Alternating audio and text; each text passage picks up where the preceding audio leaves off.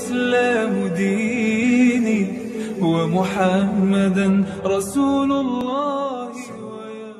Terus tertiuplah tiupan sangkakala yang pertama, mati semua. Mati semua. Nah, itu alam barzah tuh. Kapan berakhirnya alam barzah? Ketika tiupan sangkakala yang kedua, semuanya dibangkitkan. Semuanya akan mati, kecuali ada beberapa makhluk yang memang Allah tidak akan matikan.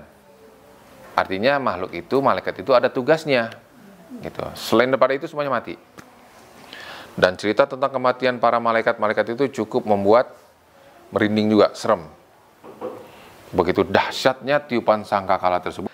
Ini mah tiupannya dahsyat sampai hancur semuanya. Kecuali Allah, zat yang maha hidup dan zat yang maha mandiri yang tidak akan pernah mati. Dan kejadian ini adalah kiamat yang pertama. Tiupan pertama itulah kiamat yang pertama. Wabadaha, dan setelah kiamat pertama itu, maka akan terjadilah kiamat yang kedua. Maka akan hidup dengan sebab kiamat yang kedua itu seluruh makhluk yang mati dengan izin Allah Subhanahu wa taala. Tiupan pertama mati semua. Tiupan kedua semuanya mati, semuanya bangkit lagi atas izin Allah Subhanahu wa taala. Wadzalika, dan berdasarkan daripada qauluhu ta'ala, firman Allah Subhanahu wa taala, maka ditiupkanlah sangkakala sekali lagi, faidahum, maka tiba-tiba berdiri mereka semua menunggu putusannya masing-masing. Berdiri atau semua itu menunggu keputusan. Semua digiring ke padang mahsyar. Dan jarak di antara satu tiupan dengan tiupan yang berikutnya adalah selama 40 tahun. Tiupan yang pertama sampai tiupan yang kedua itu berjarak 40 tahun. Dan adapun yang dikecualikan, mereka adalah para malaikat. Dan juga ada yang mengatakan pendapat yang lain, mereka adalah para nabi, nggak ada yang meninggal. Ada sebagian mengatakan adalah mereka adalah para syuhada. Dan pendapat ini yang paling diunggulkan, dimajukan, para syuhada. Wakila ghairu dzalik, dan dikatakan oleh pendapat yang lain, mereka adalah selain yang itu semua. Dan Rasulullah SAW bersabda, maka Dajjal akan keluar pada umatku, dan dia akan menetap, Dajjal itu selama 40 tahun. Oh maaf, bukan 40 tahun, selama 40. Dikatakan, di sini tidak ada keterangannya. Rasulullah mengatakan, akan keluar Dajjal kepada umatku selama 40. Ngomongnya 40 aja. Entah 40. Enggak disebutkan 40 apanya, yang jelas 40 saja. Nah, para perawiat hadis berkata, aku tidak tahu entah yang dimaksud arba'ina yauman, 40 hari, au arba'ina syarat, atau 40 bulan, au arba'ina aman, atau 40 tahun. Jadi tidak menjadi masih rahasia dan misteri, sampai periwayat hadis pun mengatakan, saya tidak tahu apakah 40 hari, 40 bulan, atau 40 tahun. Lalu Allah mengutus Nabi Isa bin Maryam, yang beliau menyerupai Sayyidina Urwah bin Mas'ud Ats-Tsaqafi radhiyallahu anhu. Lalu Nabi Isa mencari Dajjal, dicari sama Nabi Isa itu Dajjal, lalu dibinasakanlah Dajjal tersebut.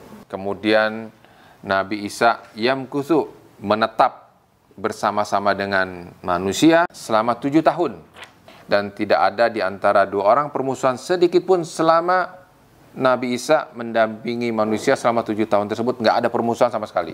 Kemudian Allah menghembuskan udara yang sangat dingin min kibali Syam, dari arah Syam atau dari arah Syria. Ketika angin itu berhembus dari Syria, akibat dari angin tersebut tidak ada tersisa di hati orang itu kebaikan seukuran zarah sekalipun. Berarti keji dan jahat semua. Nggak ada kebaikan sedikit pun, walaupun sebesar biji atom sekalipun.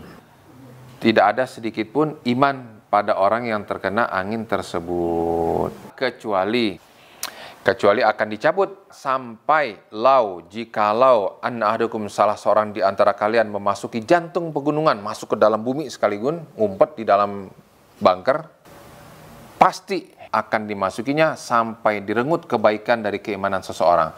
Jadi ketika angin itu berhembus, tuh semua kebaikan orang itu akan habis dirampas semua. Sampai nggak ada sedikit pun rasa kebaikan dan keimanan pada orang tersebut.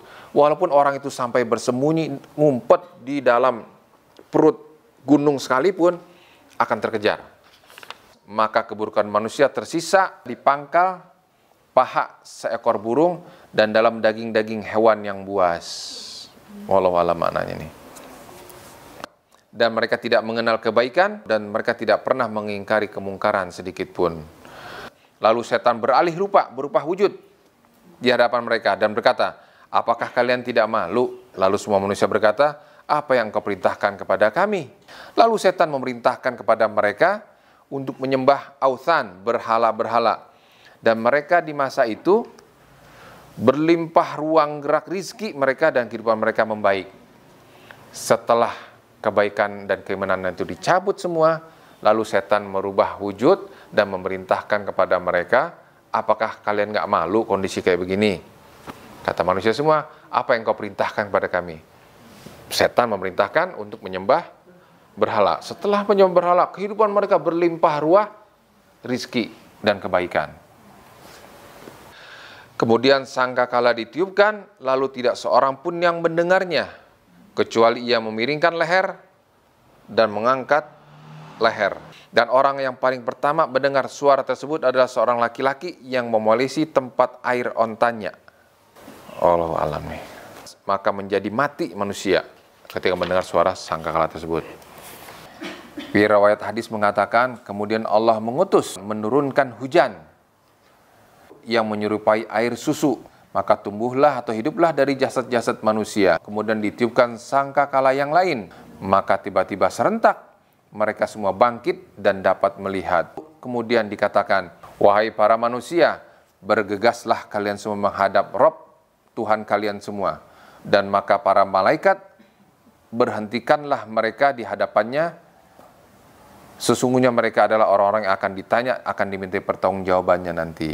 Kemudian dikatakan, keluarkan mereka, kirim ke neraka. Dan dikatakan, min kam. Dari berapa banyak? Kam. Jadi apakah digiring semua, dituplekin semua, atau berapa-berapa? Gitu. Dan lalu dijawab, kirim dari setiap 1.000 orang, 999 kirim ke neraka. Dari 1.000 orang, satu yang enggak, 999 semuanya kirim ke neraka. Periwayat hadis berkata, semua hal itu merupakan daripada firman Allah Subhanahu wa taala yang berbunyi, yaitu pada hari yang menjadikan anak-anak semuanya beruban. Dan padahal itu adalah pada hari ketika betis semuanya disingkapkan. Al-lid artinya adalah leher yang berpaling, terbalik. Sedangkan yulwawitu hauduhu ibilihi adalah melumuri unta dan memperindahnya. Rasulullah SAW bersabda, tidak akan terjadi hari kiamat bagi orang yang selalu mengucapkan kalimat la ilaha illallah. Wa fil hadis, dan di dalam hadis yang lain disebutkan, maka yang tersisa adalah hanya orang-orang yang jahat saja. Dan mereka saling kacau balau. Seperti kekacauan keledai ketika mereka itulah terjadi terasa kiamat. Kacau apa? Panik. Bersabda Rasulullah SAW, dan Allah akan menggenggam bumi yaumul qiyamah pada hari kiamat, wa yutwis sama, dan Allah akan melipat langit biyaminihi dengan melipat langit dengan tangan kanannya, artinya dengan kekuasaannya. Tsumma yaqulu, kemudian Allah Subhanahu wa taala berfirman, aku adalah raja di raja. Di manakah para raja-raja dunia? Itu Allah mengatakan, aku raja.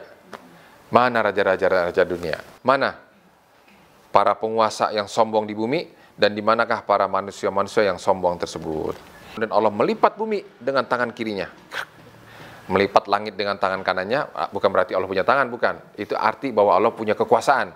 Allah lipat langit dengan kekuasaannya, dan Allah lipat dengan tangan kirinya dengan kekuasaannya juga. Wallahu a'lam. Dah, besoknya. Besok aja ya. Kita ulang besok, agak serem. Jadi kita kondisi ketika sedang terjadi gempa aja paniknya udah kayak ini nih. Tiba-tiba gempa, Gunung Salak tiba-tiba terus kelihatan bergetar, sampai kelihatan tuh goyang-goyangan pohonnya, terus keluar api. Coba paniknya gimana? Mau lari kemana? Mau lari kemana? Bawa mobil. Sepanjang jalan tuh saling tabrakan satu sama lain karena berebutan jalan. Kacau semuanya, terjadi keributan. Nah itu apalagi nanti pada hari kiamat. Ingin nyelamatin masing-masing semua. Saking paniknya dia pikir gendong anaknya, nggak tahu yang ke bawah adalah guling. As'alullah al-afiyah. Subhanarabbika rabbil izzati amma yasifun wa salamun ala mursalin walhamdulillahi rabbil alamin. Assalamualaikum warahmatullahi wabarakatuh.